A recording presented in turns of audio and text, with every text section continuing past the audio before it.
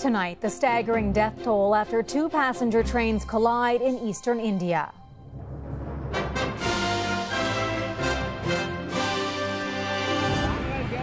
The derailment that caused a chain reaction disaster. The race to save passengers trapped inside. Nova Scotia's wildfire fight as some evacuees get a first-hand look at the damage. It's one thing to see it on a screen, but it's different to see it in real life right in front of you. While flames close in around Alberta First Nations. We're doing our best. It's all we can do. Plus, a record-breaking birthday bash. Wonderful. Always look forward, never look back. A 98-year-old great-grandmother leans into life on the edge. Yeah!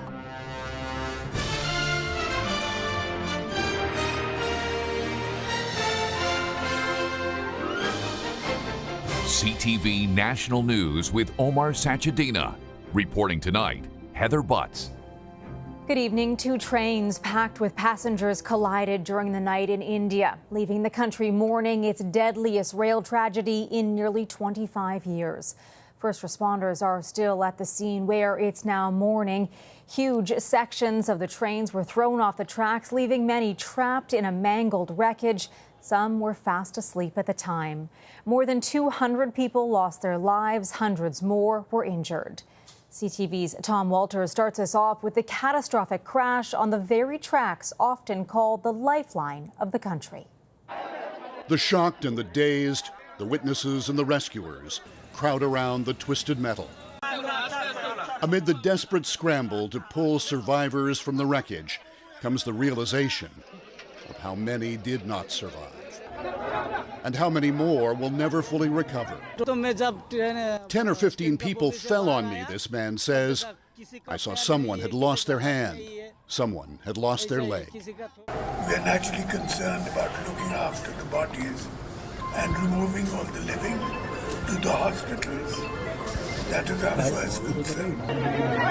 Hundreds of injured were rushed to hospitals where some sat and waited for treatment, while others lay on corridor floors. Still clearly shaken, this woman says people started falling on each other, and I was shocked and could not understand what happened. What happened, according to railway officials, is that as many as a dozen cars of an early evening express derailed and tumbled onto a nearby track, where they were hit by another train. There are several hundred accidents every year on India's massive railway system, but not like this. The death toll is still expected to rise, but the number of lost lives reported so far makes this the country's deadliest rail accident of the 21st century. At least the deadliest since 1999, when two trains ended up on the same track and collided head-on, killing nearly 300 people. After tonight's crash, Indian Prime Minister Narendra Modi tweets, "In this hour of grief, my thoughts are with the bereaved families. May the injured recover soon. All possible assistance is being given to those affected." What remains so overwhelming is just how many are affected. Tom Walters, CTV News, Los Angeles. The situation has gone from bad to worse for many in Nova Scotia. A new evacuation order has forced more people to flee as a record-breaking fire grows in the southwestern part of the province. While some near Halifax saw firsthand today, they don't have a home to return to. CTV's Atlantic Bureau Chief Chris Ashkate reports. In Shelburne County, the massive Barrington Lake fire is now more than 200 square kilometers and still out of control. Another round of evacuations was ordered, adding to the 5,000 already forced to flee. I'm terrified to the bones that we lose our house. People here are tired of so many days of uncertainty, including Paul Locke, who lost his home to the fire. My wife, well, she's not taking it too good. I have days that I haven't been taking it very good either. I heard the fire coming and sound like a freight train. It's just a roaring. Roger Atwood snapped this picture before the flames were at his door.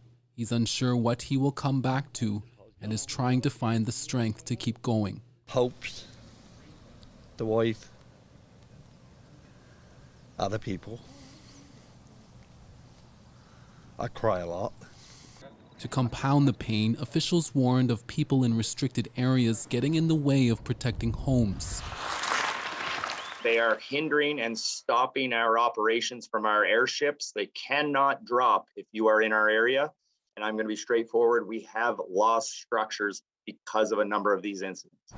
In Halifax, some evacuees from the Upperton Talon fire were allowed to go home today, while others were let back in to see the damage for themselves. The Young family knew their home was gone.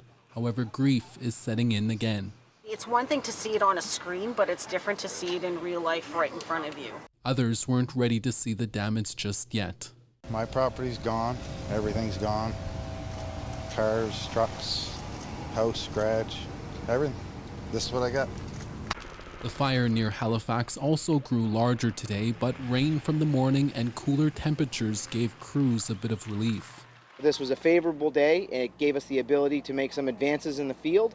Our containment still sits at 50%.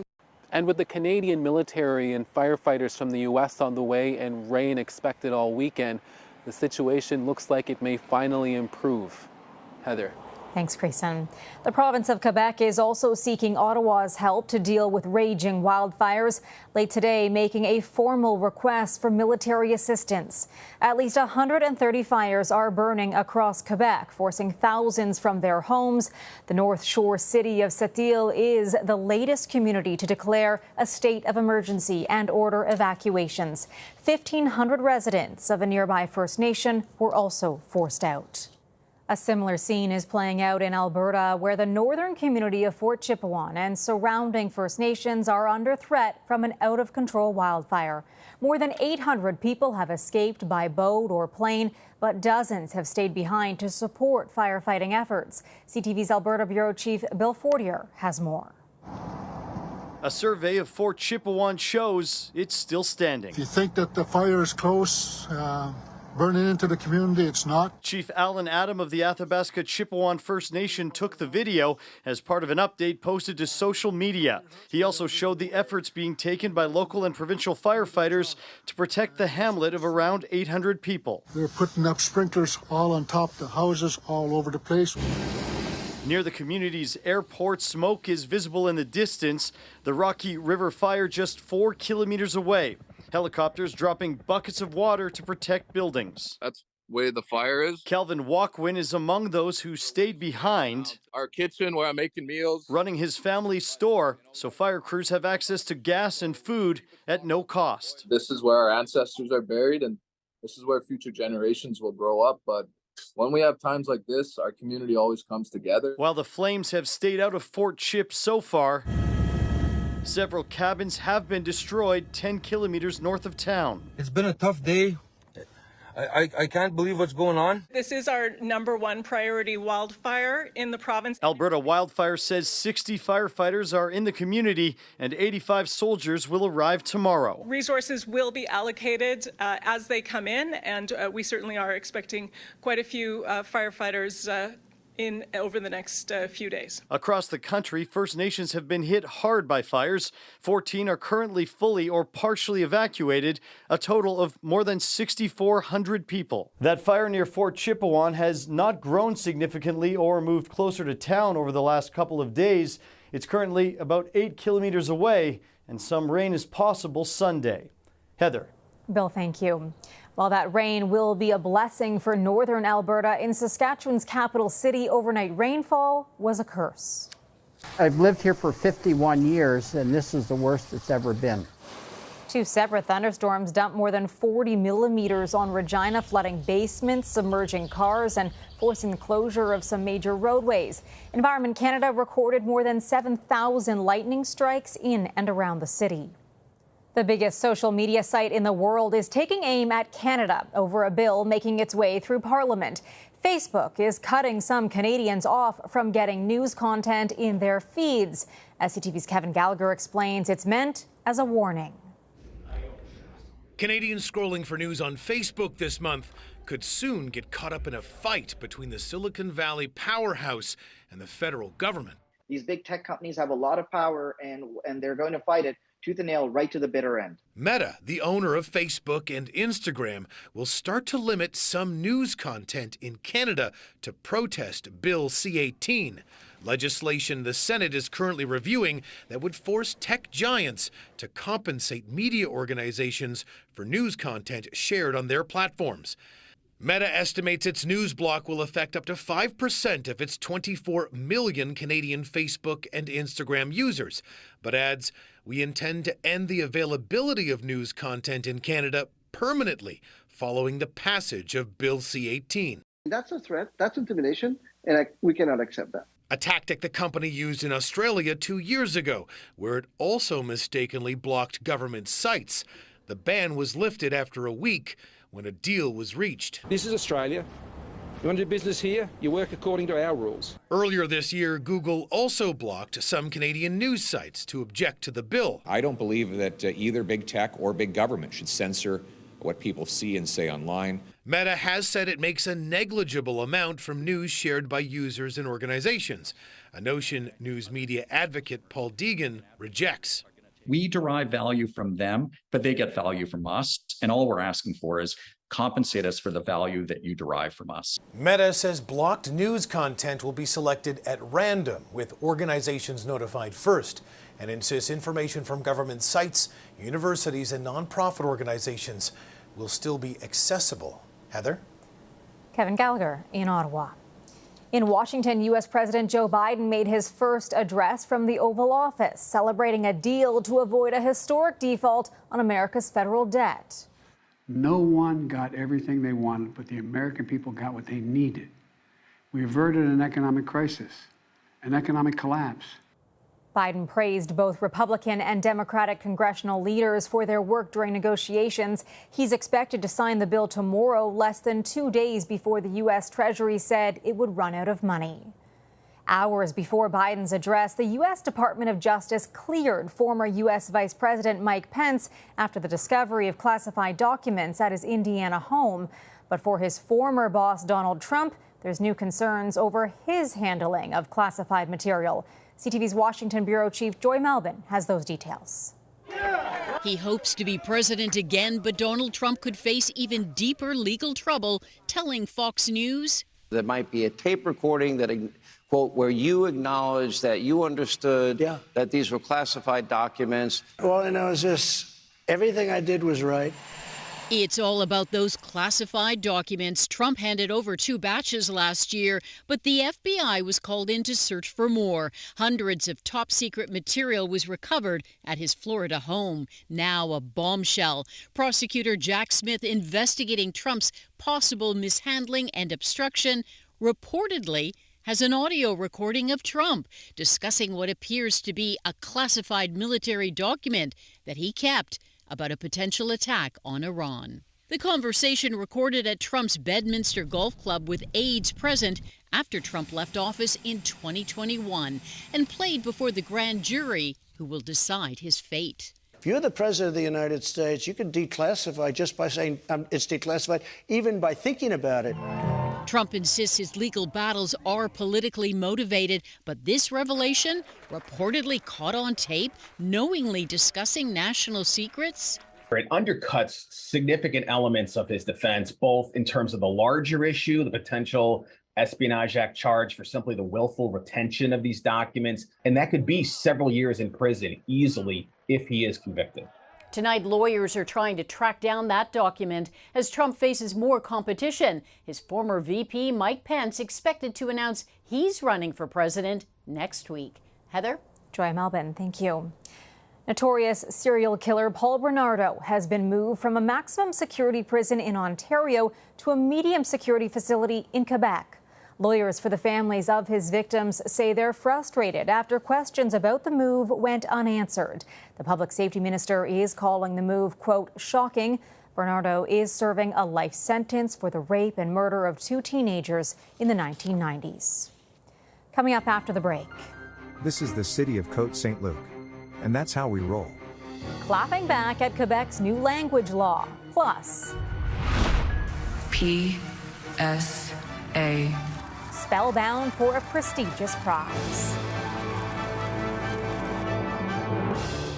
New restrictions to Quebec's language law have some Anglophones worried about access to government services. But as CTV's Vanessa Lee reports, one city's response to the limits on English has left people laughing. Language wars have gone round and round in Quebec. And now sweeping changes to Bill 96 make it harder to access government services in English. Anyone who wants to speak to the City of Montreal in English must meet certain criteria. If you are a person declared eligible to receive English education, if you are an Indigenous person, if you are a recently arrived immigrant residing in Quebec for less than 6 months. We're following the law as they have put it. Côte-Saint-Luc, a Montreal suburb, is taking a different approach, poking fun at the contentious language law. Call that city's hotline and this is what you will hear. If you'd like service in English, press 2. Oh, and by the way, you don't need to show us your grade 3 report card. Or your family tree going back 10 generations. And you don't have to pinky promise anything. This is the city of Côte-Saint-Luc. And that's how we roll. We need to stand up, we need to speak loud and clear when something is absurd, when something doesn't make sense. We need to preserve and protect the French language. However, it shouldn't be to the detriment of the English language. It shouldn't be to the detriment of services to the English community. Despite complaints and legal challenges, Quebec's French language minister is defending the law, saying it will help protect and strengthen the use of French in the province. Jean-François Roberge says proof of eligibility will not be required to access services in English. We will rely on good faith of the Quebecers. So we don't have, we won't ask people to bring a card or something like that. While public servants must communicate exclusively in French, the rule will not affect access to health and social services in English. Roberge insists they won't leave anyone in danger. Whether Anglophones feel like they belong here may be another story. Vanessa Lee, CTV News, Côte-Saint-Luc, Quebec. The Super Bowl of the English language has a new champion. PSAMMO.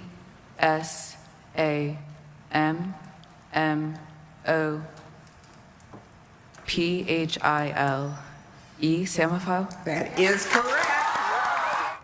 14-year-old Dev Shaw from Florida spelled his way to $50,000 at the Scripps National Spelling Bee with the word Samaphile, which means a plant or animal that thrives in sandy areas. More than 200 students from around the world competed, including a Canadian. Still ahead, a real-life spy story. Why diversity is really essential to this kind of work. The tell-all from a former CSIS agent. A Canadian intelligence agent who was decorated for her work with Britain's MI5 but faced discrimination here is telling her story in a new book. CTV's Danielle Hamamdjian on the spy who was also a target of harassment. There was a time when the world of espionage didn't reflect much of the world, and that was certainly the case in Canada. It slowly changed after 9/11 when agents like Hoda Mukbil came along. What makes a good spy is having good intuition.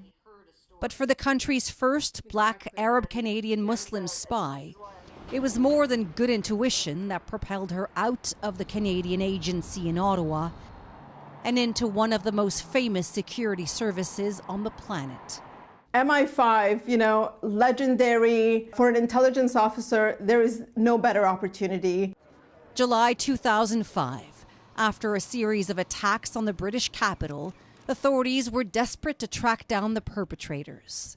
A Somali-born British citizen is detained in Rome after authorities trace him through his cell phone calls. MI5 put out a call for an agent with specific language skills in Australia, New Zealand, the US, and Canada. Only one person fit the profile. You are of Ethiopian Yemeni origin. You grew up in Egypt. You also speak French, Arabic, Amharic, Oromo, Harari, and Somali. You were quite the catch for MI5. Mukbil describes in a new book how within hours she was flown to London. Her work here ultimately helped secure convictions for which she was rewarded. A stark contrast to the discrimination she faced at CSIS, which she sued. The case was settled out of court. There were people within CSIS that felt that as a Muslim I didn't belong, that, that work of an intelligence officer and being a Muslim were antithetical. Mukbil, who's now left CSIS, is out of the shadows and on a very public mission. I saved lives. There's no greater example of why diversity is really essential to this kind of work.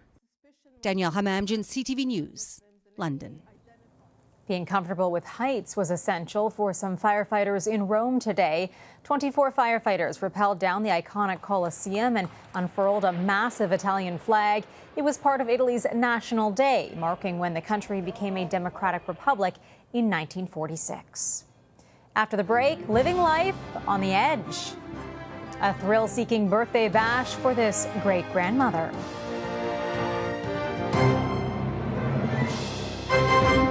We leave you tonight with a soaring celebration and advice from a woman reaching an incredible milestone. Look forward, not back, and certainly don't look down. Here's CTV's Heather Wright.